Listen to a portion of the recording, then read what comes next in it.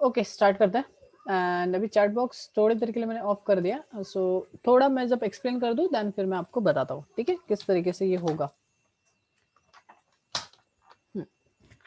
तो सिंपल से पहले हम पूरा कोड को समझ लेते हैं, देन हम फिर चीज़ों के ऊपर जाएंगे कि किस तरीके से वर्क करता है। सो व्हाट इज रिकर्जन, हम पार्ट पढ़ रहे हैं रिकर्जन का। So what is recursion, when function call itself, जब फंक्शन खुद ही को कॉल करता है तो उसको बोला जाता है रिकर्जन। सर मतलब जैसे एक मेन फंक्शन है और मेन फंक्शन को मेन के अंदर ही कॉल कर दिया। So this type of thing called as recursion, because function के अंदर फंक्शन का कॉल, मतलब जिस जो फंक्शन बना रहे थे उसी के अंदर उसका कॉल। जैसे देखो हमने फैक्ट करके एक फंक्शन बनाया था और उसी के अंदर देखो उसके ओपनिंग एंड क्लोजिंग का भी प्रोसेस दिख रहा है और उसी के अंदर हम उसको क्या कर रहे हैं, फिर से रिकॉल कर रहे हैं। तो अगर फंक्शन के अंदर फंक्शन का कॉल दिखे उसी फंक्शन का, so it's called as recursion. When function called itself it's called as recursion, हमने डेफिनेशन में देखा था। तो चलो मैं दिखा देता हूँ फटाक से एक बार। And recursion, the process of calling a function by itself, it's called as recursion. The function which calls itself, it's called as recursion. Same thing. The recursion is used to solve the various mathematical problems. ये सबसे ज्यादा किस लिए use होता है, mathematical operations, problems, by dividing into the small problems. वो क्या करेगा, छोटे छोटे पार्ट्स में उन चीजों को डिवाइड करेगा। ओके ये सारी चीजें तो सही है। तो हम यहाँ पे भी क्या मैथमेटिकली इक्वेशन को कर रहे हैं। यस, फैक्टोरियल भी एक मैथमेटिकल इक्वेशन है, तो उस चीज को पहले समझ लो।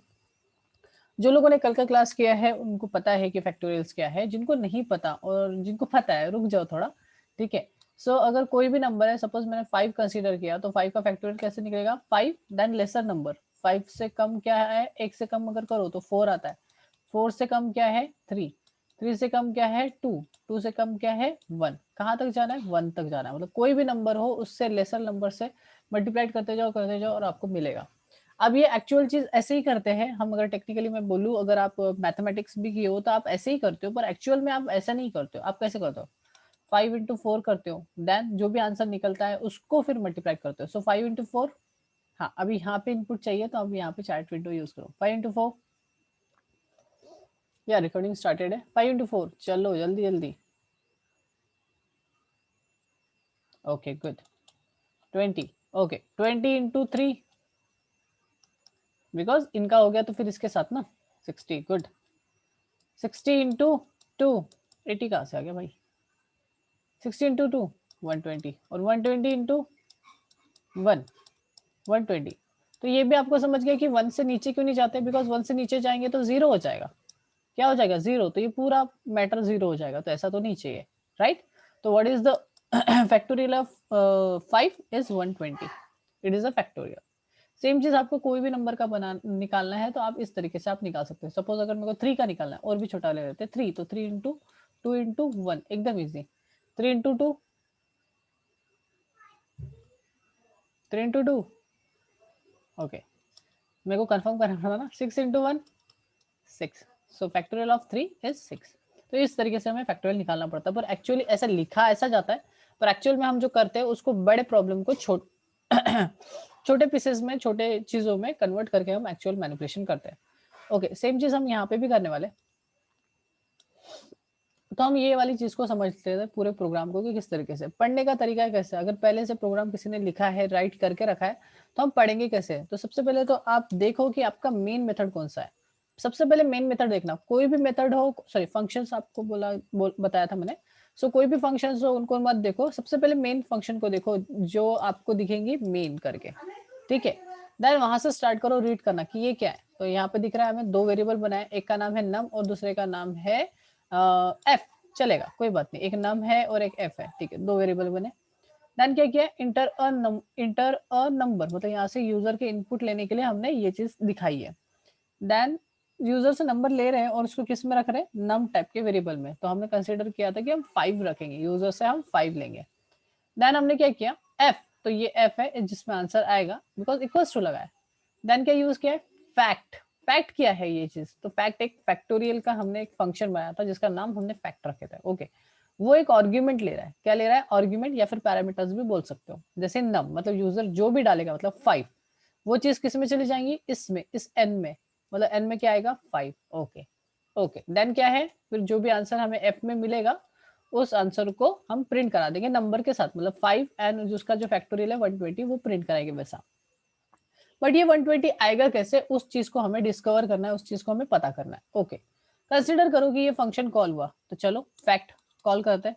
फैक्ट, हाँ फैक्ट में क्या आ गया, सपोज 5, ओके 5 आया, अंदर गया यहाँ पे 5 आया, 5 is equal to 0, no, condition false, तो ये रिटर्न तो नहीं होने वाला, कहाँ पे जाएगा, एल्स में। एल्स में क्या दिख रहा है, फिर से मुझे फैक्ट का कॉल दिख रहा है। फैक्ट में कॉल कर रहा है, क्या है, एन में क्या है 5, 5 माइनस 1 4, ओके गुड 4 है, ठीक है, रुक जाओ अभी 4 है, ये जो है वो ये वाला है, तो ये एफ है, ठीक है, जो भी रिटर्न आएगा वो एफ में होगा। देखो यहाँ पे फैक्ट में हमने 5 भेजे थे, यू कैन सी 5, तो यही चीज मैंने यहाँ पे लिखी है। जब वो 5 यहाँ पे आया तो अंदर में फिर से फैक्टोरियल को कॉल की दिखा, और फैक्टोरियल एन में क्या था 5, 5 माइनस 1 4, तो यहाँ पे लिख दिया 4, बट उस टाइम एन की वैल्यू क्या थी 5 थी ना, एन की वैल्यू क्या थी 5, तो यहाँ पे लिख दो 5। अभी कुछ नहीं करना, अभी बस होल्ड करके रखना है, ओके ठीक है सर, होल्ड करके रखेंगे। फिर से ऊपर गया ना, ये फिर से कॉल हुआ, ओके तो फिर से कॉल हुआ, मतलब यहाँ पे क्या आया 4 आया, यू कैन सी 4, 4 कॉल हुआ, 4 फिर से यहाँ पे आया, 4 इज इक्वल टू 0, नहीं तो ये नहीं होगा, फिर से यहाँ पे आएगा तो क्या होगा, fact 4 minus 1, 4 minus 1 is nothing but 3, so into यहाँ पे तो क्या रहेगा 4 रहेगा, okay sir good.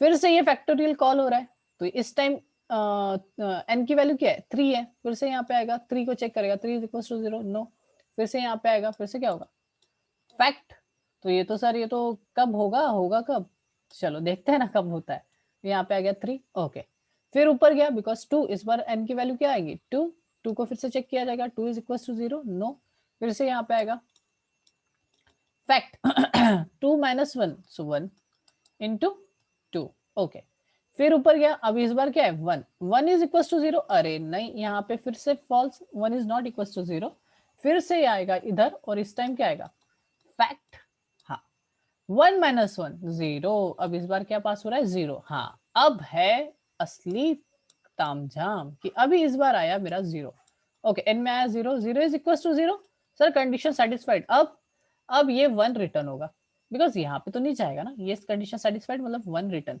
Sir 1 return कहाँ पे, अरे भाई कहाँ से 1 अपना आया था, मतलब 0 कहाँ से आया था यहाँ से, तो इसको कट करके आपका क्या आ जाएगा 1 आ जाएगा, ओके पर रुक जाओ, हाँ जब आपने यहाँ से 0 भेज रहे थे तब यहाँ पे क्या था 1 था ना, बिकॉज 1 माइनस 1 तभी तो जाके ये 0 हुआ, तो इस टाइम इधर क्या था 1 था ना, याद रखना ये चीज हमने थोड़ी भूल गए थे, ओके बट यहाँ से हमें रिटर्न 1 हुआ, तो क्या करोगे इसको कट करके, इसको हटा के इसके जगह पे क्या आया है रिटर्न 1 रिटर्न आया है 1, तो सर उससे क्या फायदा है, अरे करो ना अभी 1 इंटू 1, सर आंसर 1, तो ये कहाँ रिटर्न होगा, बिकॉज ये तो पूरा कॉल हुआ है ना, रिटर्न कहाँ होगा इसके जगह पे, सो 1 इंटू 1 1, 1 इंटू 2 सर 2, ओके फिर से ये इधर रिटर्न होगा, तो यहाँ पे आ गया 2, सर वही तो आ रहा है, नहीं अभी चेंज होगा, 2 इंटू 3, चलो अभी बताओ 2 इंटू 3, वेट करते हैं आपके आंसर का, 2 इंटू 3, बहुत बढ़िया, कितना फास्ट, ओके फिर से इधर ये क्या हो गया 6 हो गया, 6 into 4, 6 into 4 fast, 24 good, okay 24 into 5, because ये रिटर्न जाते जाएगा,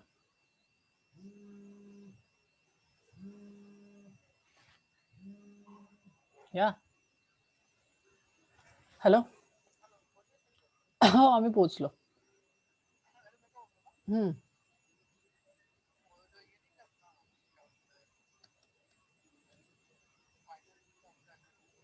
मिरर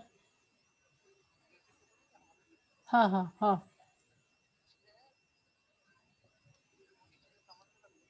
हाँ हाँ हाँ ओके हाँ हाँ हाँ नहीं नहीं नहीं ठीक है ना, मैं ठीक है ना, ठीक है ऊपर में ना, ठीक है डाल देता हूँ,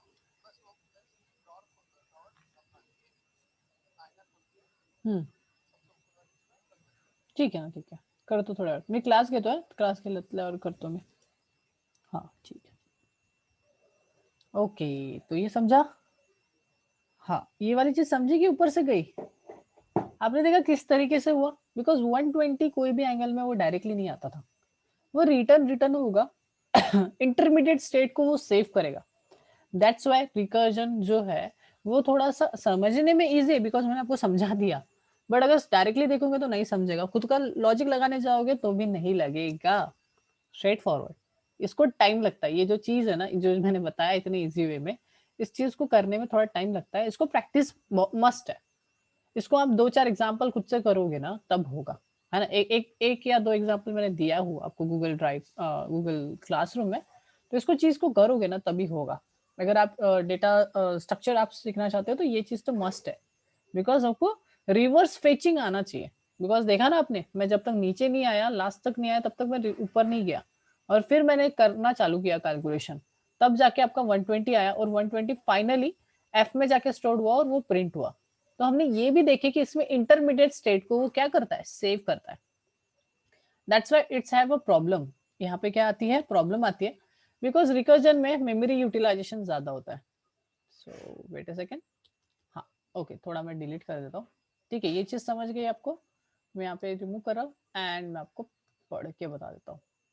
the recursion program, you can see the recursion program are generally slower than the non recursive program, मतलब normal programs need to make a function call, so the program must save all the state, all its current state, वो current state को क्या करेगा, save करेगा, and retrieve them again later। हमने वही किया ना, पहले सेव करते गए आगे बढ़ते गए, जब तक आंसर नहीं आया देन रिट्रीव करते गए। This consume the more time, making the recursion program slower. तो ये जो रिकर्जन प्रोग्राम है वो स्लोअर रहता है, बिकॉज वो मेमोरी कंज्यूम करता है और आगे चलते रहता है जब तक आंसर नहीं मिलता। जब उसको आंसर मिलेगा तभी जाके वो आगे बढ़ेगा। Recursive program required more memory to hold the intermediate state. आपने देखे थे ना, पूरे जितने भी थे हमने किए थे, वो सारे चीजों को वो होल्ड करके रखे, हमने भी लिख के रखे थे, नहीं तो हम डिलीट कर दिए होते। बट वो होल्ड क्यों करके रखना पड़ा, बिकॉज हमें लास्ट में आंसर मिला, फिर हमें रिवर्स इटरेशन करना पड़ा, उसको इटरेशन बोला जाता है। ठीक है, retrieve them again later. So recursive program required more memory to hold intermediate state in stack. जो वो मेमोरी यूज करता है वो उस मेमोरी को बोला जाता है स्टैक। अब सर ये स्टैक क्या है, स्टैक एकदम सिंपल चीज है यार। आपके घर में कभी आपने ब्रेड का पैकेट तो लाया होगा, या फिर हर मॉर्निंग में ब्रेड का पैकेट आता होगा। तो अगर ब्रेड का पैकेट अगर आप हल्दीराम वगैरह के लेते हो तो यहाँ पे से ना नॉट रहता है और नीचे से वो स्टिक किया हुआ रहता। तो अगर मैं इसको पैकेट को ऊपर से खोल दूं तो एक एक करके मैं क्या कर सकता हूँ, ब्रेड निकाल सकता हूँ। एंड सिंपल बात बोलूं कि अगर मैंने ऊपर से ओपन किया तो बीच में से ब्रेड नहीं निकाल सकता। ठीक है, बंच बोल सकते हो ना, बंच भी बोल सकते हो। तो बीच में से ब्रेड नहीं निकाल सकते, so it it is called as stack. अगर आप एक के ऊपर एक के ऊपर एक के ऊपर एक के ऊपर एक के ऊपर एक के ऊपर एक अगर चीजें रखते हो तो इसको बोला जाता है स्टैक। तो जो आप लास्ट में डालोगे वो फर्स्ट निकलेगा। ऑफकोर्स बात है, वो करते ना कॉलेज में,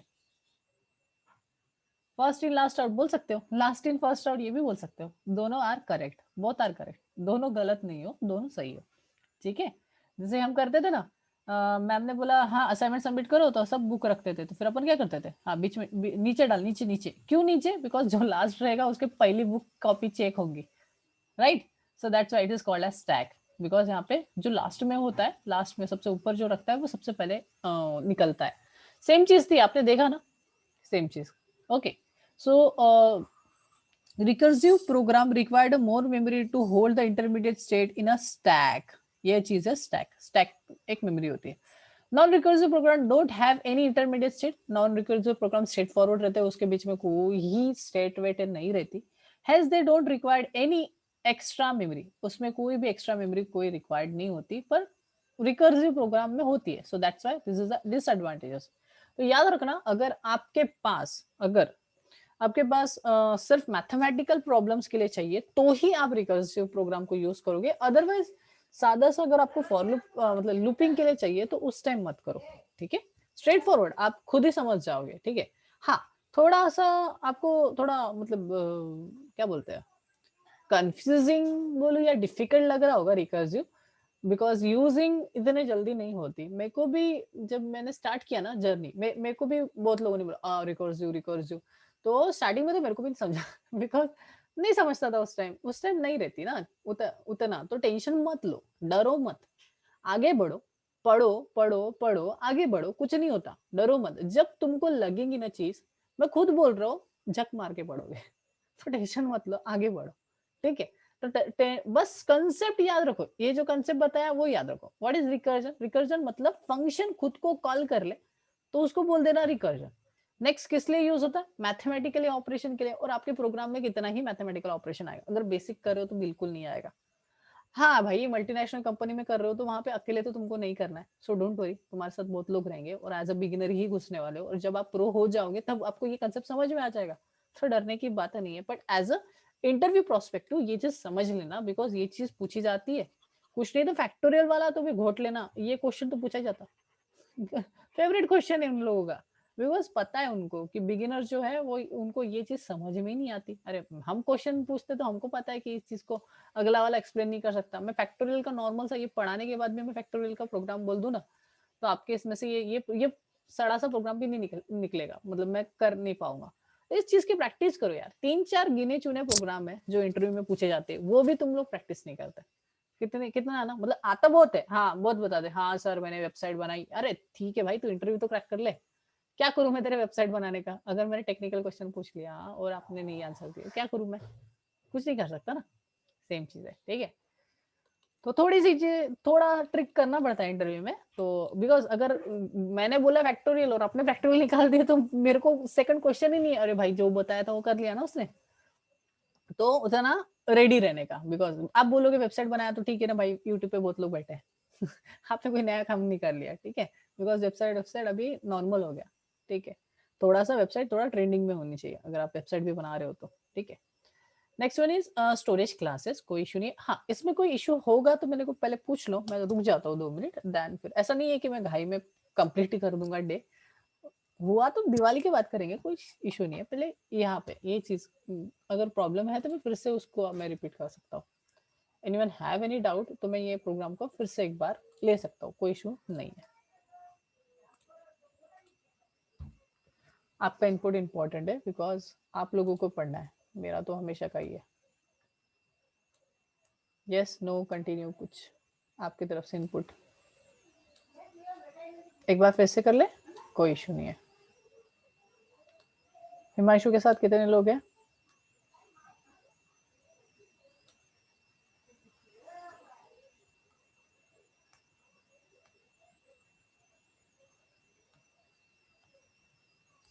device driver, essential part, features of C, mostly used features। सी ना, सी एक्चुअली लाइब्रेरीज को मैं ऐसा नहीं बता सकता, एक्चुअली पूरा ही पार्ट यूज होता है।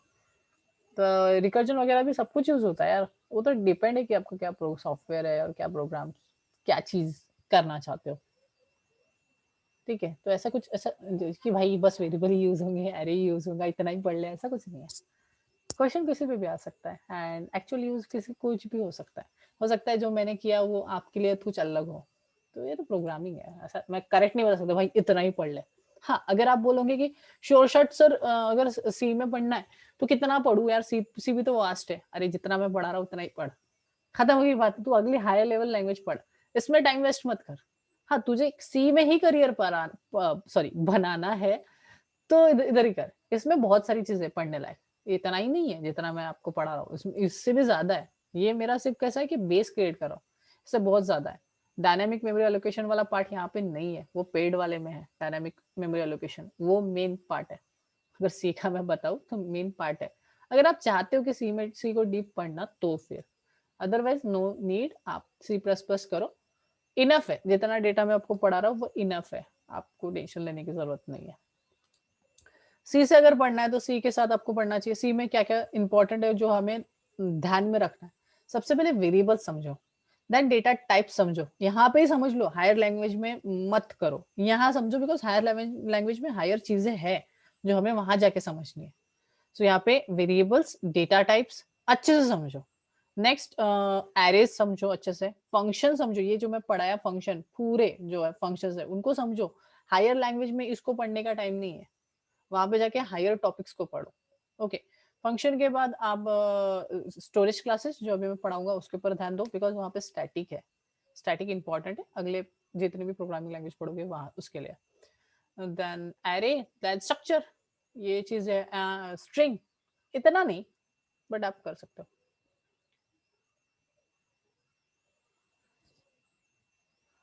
Sir why is pointer buggy, can't we use cloud fair? Pointer pointer का प्रॉब्लम ये है भाई कि वो मेमोरी ना दिखा देता है, और एक बार अगर आपने मेमोरी खुले में रख दी, मेमोरी एड्रेस खुले में रख दी, तो डेटा चला जाएगा। सिंपल फॉर्म, अगर यहाँ पे छोटा सा एग्जांपल मैं ये क्लियर करूंगा, ये फिर से मैं लूंगा। ऑफ कोर्स बात है, अगर आप एसक्यूएल में क्या बोलते हैं, एक क्वेरी चलाओगे ना आपके, अगर आपने क्या बोलते हैं रजिस्ट्रेशन फॉर्म बनाया होगा, छोटी सी क्वेरी चलाओगे ना, तो विदाउट लॉगिन में आपके इसमें लॉगिन हो सकता हो, ऐसा है। सो एसक्यूएल इंजेक्शन वो उसको भी टैकल करना पड़ता है। ओके, तो पॉइंटर का प्रॉब्लम क्या है? पॉइंटर अगर है ना आपके इसमें, तो अगर ये यहाँ पे बहुत सारी, ऐसे समझो कि बहुत मेमोरी है, मेमोरी है मतलब एड्रेसेस आ गई, कहीं तो डेटा रखा है ना आपने, तो ये जो ब्लॉक्स है, छोटे छोटे जो ब्लॉक्स है, इनको मेमोरी एड्रेसेस है। सपोज मैंने यहाँ पे कुछ डेटा रखा है और इस लोकेशन का एड्रेस मिल गया, सपोज छोड़ो उसका, इसका इस लोकेशन का एड्रेस मिल गया, तो मैं प्लस माइनस करके आपके लोकेशन तक आराम से पहुंच सकता हूँ। सिंपल बात है। बट अगर मेरे को बात बताओ, लोकेशन ही नहीं कभी पता हो, तो मैं वहां पे पहुंचूंगा कैसे? और पॉइंटर यहाँ पे प्रॉब्लम क्रिएट करता है। अगर आपके प्रोग्राम में पॉइंटर है, तो मेरे को कोई भी एक लोकेशन मिल गई ना, मैं प्लस माइनस करके एक मेमोरी पे जंप कर सकता हूँ, और मैं डिजायर्ड वाले लोकेशन पे पहुंच के उस डेटा को चेंज, अल्टर या फिर स्विच भी कर सकता हूँ। तो इस वजह से प्रॉब्लम है पॉइंटर का। और एसक्यूएल इंजेक्शन भी उसी की वजह से मरता है, बिकॉज वहां पे भी पॉइंटर्स है। बिकॉज एसक्यूएल जो है वो सी में बना है, you know that. SQL, Oracle, ये सारे सी में बने हुए हैं। So that's why there are the pointers. That's why it is a problem. इसलिए तो नो स्किल सबसे ज्यादा चल रहा है अभी, ट्रेंडिंग में जो चल रहा है वो नो स्किल चल रहा है। ओके, ठीक है। या हम यहाँ पे फिर से थे, फिर से एक बार हम क्या करेंगे, ये वाली चीजों को एकदम ओवरव्यू लूंगा मैं, बिकॉज ये चीज आपको समझ गई ना, कोड तो आपको पता है कहाँ पे क्या चीज है। तो यहाँ पे पहले नम दिख रहा है, दो वेरिएबल्स, हमने दो वेरिएबल्स बनाए। यूजर से वैल्यू ले रहा है, यूजर की वैल्यू वो नम में रख रहा है, तो हमने कंसिडर किया था 5 कि यूजर 5 डालेगा। देन किया फैक्टोरियल को कॉल किया, मतलब इस फंक्शन को कॉल किया। तो चलो लिखना स्टार्ट करते हैं। मैं फैक्ट को कॉल करूंगा, तो एफ इक्वल्स टू फैक्ट को कॉल करो, और फैक्ट के अंदर में क्या पास कर रहा हूँ, नम के अंदर क्या है, 5 हमने कंसीडर किए थे। Okay, good. तो एक मिनट के लिए,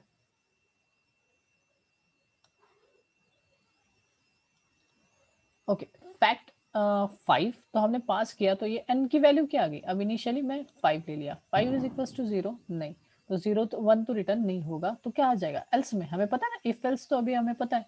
तो यहाँ पे ट्रू नहीं होगा तो नीचे जाएगा, देन यहाँ पे आएगा। अब यहाँ पे फिर से मेरे को फैक्टोरियल का कॉल दिख रहा है, तो क्या बोल रहा है वो, फैक्ट n माइनस वन, तो n की वैल्यू क्या है 5, 5 माइनस वन, तो ये हो गया 4, और यहाँ पे फिर से n दिख रहा है, तो n की वैल्यू क्या है 5, यहाँ पे इनटू करके 5 लिख दो। हाँ, तो अभी तो आंसर नहीं आया, बिकॉज कुछ रिटर्न ही नहीं आया ना, यहाँ पे तो कुछ वैल्यू ही नहीं है। तो ये हुआ तो मतलब फिर से कॉल हुआ, और फिर से कॉल हुआ मतलब क्या हुआ, n की वैल्यू चेंज हो गई। इस बार हमने n की वैल्यू क्या रखे, अभी इस बार n की वैल्यू 4 कंसीडर करो, 4, बिकॉज ये कॉल हुआ। 4 इज इक्वल टू 0, नहीं सर।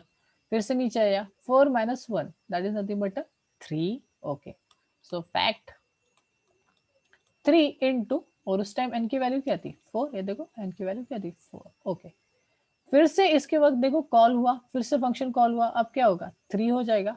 3, n की value 3, 3 is equal to 0, no sir.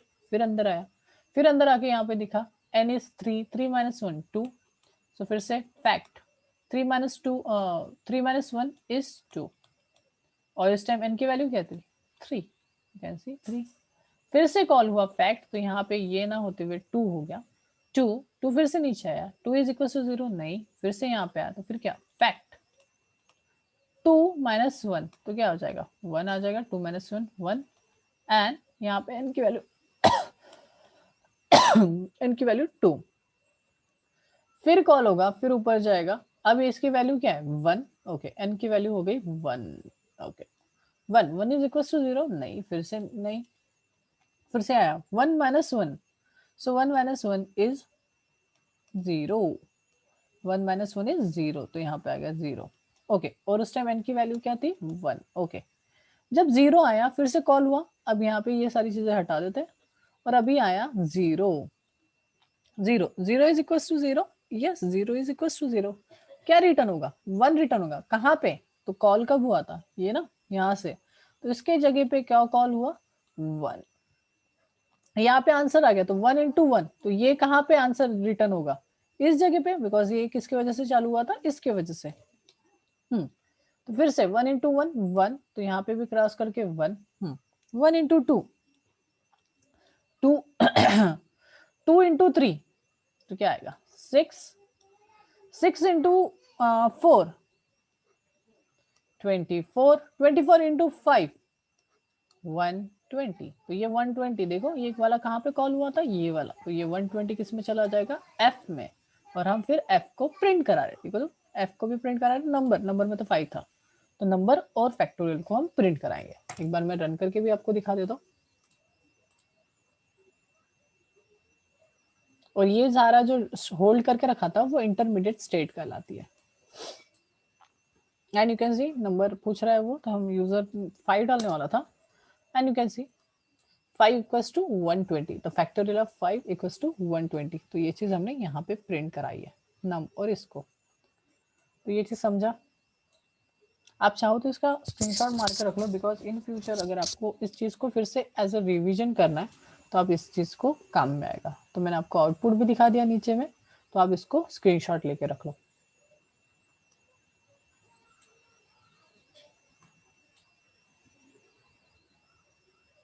Because आप खुद से भी करोगे तो थोड़ा सा याद रहना चाहिए कि किस तरीके से हमने किया था। Okay done. Okay, less than 7 minutes is there. If anyone have any question you can ask me, otherwise हम नेक्स्ट वाले इस पे चलेंगे।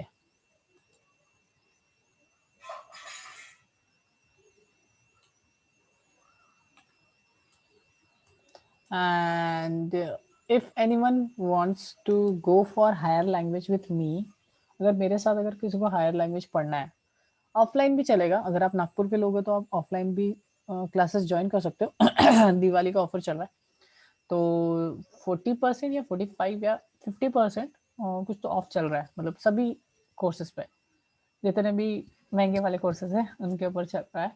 So if anyone have anything, sir I had query other than, चलेगा ना जेम्स? कोई issue नहीं है, चलेगा चलेगा। सी के अलावा भी कुछ क्वेरी होंगी तो आप पूछ सकते हो, बट प्रोग्राम से रिलेटेड, प्रोग्रामिंग से रिलेटेड। मेरी गर्लफ्रेंड भाग गई, उसमें मैं कुछ नहीं कर सकता। बाकी प्रोग्राम में कुछ अगर इशू है तो आप पूछ सकते हो।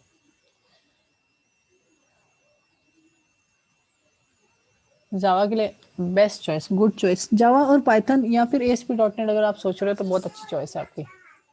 बिकॉज जावा इज एवरग्रीन, जावा कभी आउटडेटेड नहीं होगा, टाइम लगेगा, ठीक है? How does cookies, because of cookies और सेशन, वो बहुत टाइप्स है यार। जेम्स, जरूर नहीं है कुकीज, उसमें सेशन भी होता है, ठीक है? 3 टाइप्स है, तो डिफरेंट डिफरेंट तरीका है उसका। तो मोस्ट ऑफ कुकीज यूज करते हैं। अगर आप ना कुकीज ऑफ करके देखना, कुकीज ऑफ करके आप वेबसाइट को ट्राई करना, तो नहीं कर सकते। ट्राई करो, कुकीज में आप मैनिपुलेट नहीं कर सकते, because nowadays cookies are stored in encrypted forms, and वो चीज आप चेंज नहीं कर सकते हो। यस, इथिकल हैकिंग भी ऑफलाइन कोर्स है।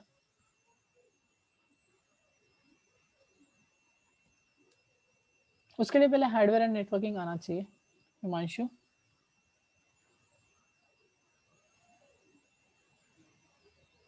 हाँ, फिर तो यार, फिर तो आप आपके हाथ में है ना, आप उसको घिस सकते हो, छोटा बड़ा कर सकते हो, उसके टाइम को आप चेंज कर सकते हो। बट इट्स नॉट लाइक कि देखो मैं स्ट्रेट फॉरवर्ड बताता हूँ। अगर आप बैंकिंग का सोच रहे हो, बैंकिंग एप्लीकेशन, तो बैंकिंग एप्लीकेशन में वो लोग कुकीज यूज नहीं करते। स्ट्रेट फॉरवर्ड वो सेशन यूज यूज करते हैं जो कि सर्वर पे रहता है, तो उसका जो ऑब्जेक्ट बनता है वो सर्वर पे बनता है, और उस ऑब्जेक्ट को आप छेड़ ही नहीं सकते बिकॉज वो सर्वर पे, और रिमोट सर्वर को आप चेंज नहीं कर सकते। मतलब नॉर्मली हैकिंग कैसे कर सकते हो, ऐसा कुछ नहीं है, बट बहुत टफ होता है फायरवॉल्स को जंप कराना वगैरह। इट्स नॉट ऐसा खोलो काटो और खा लो, ऐसा वाला नहीं है, टफ है वो चीज। फायरवॉल्स खरीदे नहीं है, हार्डवेयर वाला फायरवॉल नहीं है, तो फिर इजी पड़ता।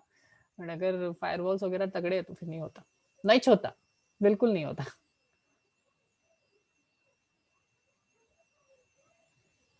हाँ कर सकते, ऐसा नहीं है। मैं इंडिया की बात बता रहा हूँ, इंडिया के उतना नहीं है। मैं खुद नहीं कर सकता रे बिकॉज मैं उतना नॉलेज नहीं है, ठीक है। क्रिप्टोग्राफी वगैरह जो रहता है, ऑनलाइन जो टूल्स मिलते हैं वो उतने लेवल नहीं रहते। हमने डाउनलोड भी, पेड वाले भी डाउनलोड करो, उतने लेवल के नहीं रहते वो। मेरे को पूछो ना, नहीं रहते उतने लेवल के, नो नीड ब्रेक कर सकते। थोड़ा बहुत करते हैं वो लोग भी, इतना नहीं करते। रियलिटी रियलिटी भाई, पबजी का सर्वर क्रैश करना है तो ऐसा इतना इजी नहीं है, उधर उधर भी लोग बैठे हैं अपने से अच्छे लोग बैठे हैं। देखो झूठे वादे तो नहीं दे सकते ना सर। अगर कुकीज को मैनिपुलेट किया तो, but in case broken the cryptography, don't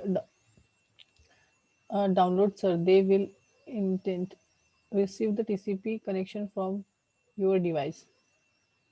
नहीं रे भाई नहीं। हमारे इसमें से देखो, हमारा कुकीज जो होता है ना, 3 मिनट है, मैं एक्सप्लेन कर सकता हूँ। हमारा जो लोकल कुकीज है ना, ऐसा नहीं है। आपने अभी क्या चल रहा है आपका जेम्स, आप क्या चीज कर रहे हो, तो मैं वैसे उस तरीके से मैं आपको बताऊंगा। आप PHP कर रहे हो, आप क्या चीज कर रहे हो, तो उस तरीके से मैं आपको बताता हूँ। बिकॉज मैं अगर दूसरे टेक्नोलॉजी का बताऊंगा तो वो समझेगा नहीं। हैकिंग कर रहे हो, ओके, हैकर कर रहे हो, तो इथिकल हैकिंग कर रहे हो, ओके। तो आपने क्या क्या चीजें मतलब समझ ली है उसके अंदर? राउटिंग आता है, राउटिंग आता है,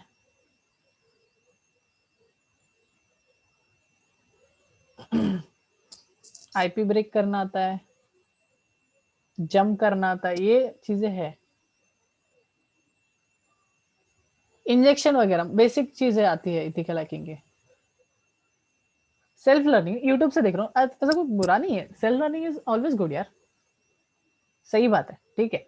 सो यूट्यूब से पढ़ रहे हो ना, तो यूट्यूब पे है बहुत सारे लोग हैं जो आपको बता सकते हैं। और नेक्स्टली आप वेबसाइट से पढ़ो, यूट्यूब पे उतना ज्ञान नहीं मिलेगा, वहाँ पे फेक चीजें बहुत दिखाते साले वो लोग। तो एंड कुछ कुछ चीजें ना नहीं बताते, और कमांड जो बताते उनका ईयर देख लेना, सही है ना, हाँ देखे होंगे। तो कैसा वो ईयर देखना उनका, कभी कभी वो सही भी बताते हैं बट वो आउटडेटेड हो जाता है हमारे लिए।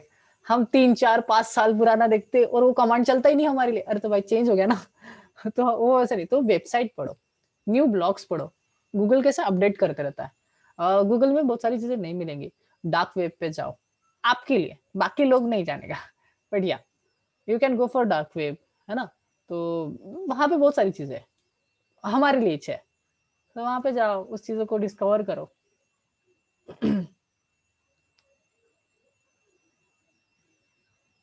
आपने बग्स फाइंड किए, बग बाउंटी हंटर हो, तो आपको मिला होगा ना सर्टिफिकेट वगैरह डेल से, तो अच्छी बात है ना, उसमें ही करियर करो फिर।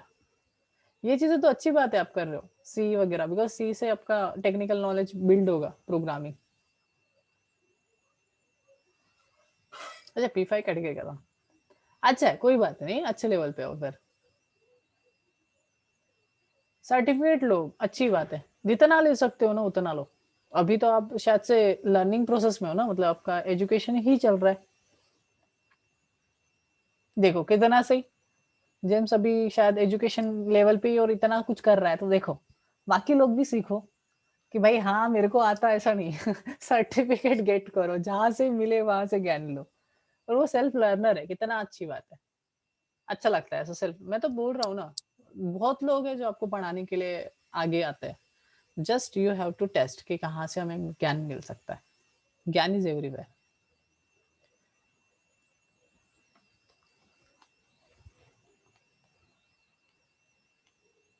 अब पापा पापा नहीं नहीं भाई ऐसा नहीं है।